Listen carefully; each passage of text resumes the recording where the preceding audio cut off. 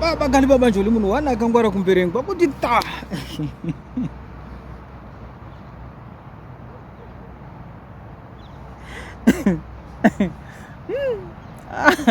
aunoshaka kutizira munoziva ndambokuverengera inhasi munyatsoda kuudzai munoziva vapengo vazhinji vanhu vari kupenga panyika pano vari kungopenga vari kunonga chikafu mabhini uzhinji upengo huri kutovarwadzisa huri kurongwa mumachechi vapfana vamwe vazhinji vakomana vasina vakadzi minyama yacho iri kubikwa mumachechi dzimwe mbana dzamuri kuona vakadzi vakangodzoka vachinororwa vachidzoka vachidika minyama yacho iri kurongwa mumachechi mbavha chedzo dziri kuba iko zvino dziri kutoenda muchechi kunobatsirwa kuti dzirege kusungwa padzinoba varoi chaivo varimo machechi ko zvino vari kunosimbisa uroi muchechi kuti ndisabatwa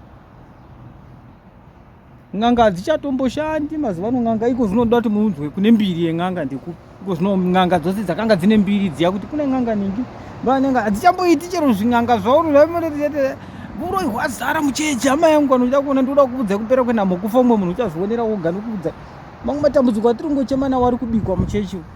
urombo chaizvamwe kutokona kuvaka misha vamwe urombe kungodzingwa mabasa kungodini nhombo dzechirasirwa ikoko toda kumukaurisa hakusina zvinhu zvakadaro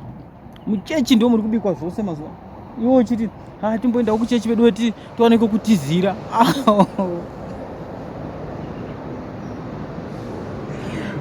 rega ndisenge zvangu ini mwana wemuberengwa kuti hapana zvaunoitita chokwadi ndataura vanhu vemachechi mudzikame chero ukaenda vanhu vari kudyisana mukufa vari kudyisa vamwe vanhu mapoizeni vachifa mumachechi kubvawo hakuna munhu anodyisa umwe munhu vanomwa vari vese bhotoro 1 vagodya nyama padhishi rimwe chete vagoita gango vagodya vagogocha vagomwa vagofara vagotamba ukaona kubvawo vanhu vakudyisana which means unenge wakatora mukadzi woumwe kandi unenge wakarobha umwe pane zvee zvakaitika kumba kwete muchechi muri kungodya chigaro mari vanhu zvose unogwira vanhu kuti vanhu vaita vashoma kwandiri sekuti ndivako kwanochida vanhu vakawanda muchechi zvarazve uvatore vapinde muchechi unogwira vanhu vokwanasivanda vokwamoyo vokwadhuve kuti havasi kuuya muchechi pano ndiri mufundisi ini makumbe muchechi chechi ndo muri kufiwa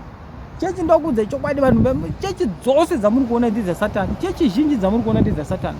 kunyangwe iri pasi pemuti kunyangwe iri pamusoro pegomo kunyangwe iri mumba yakanaka sei kunyangwe vachifamba nemalimozini kunyangwe vachifamba nemota dzakadini vachiti praise the lord vachitaura nendimi dzipi but most of them ndedzasatani chechi dzamuri kuona chechi dzose dzamuri kuona ndedzasatani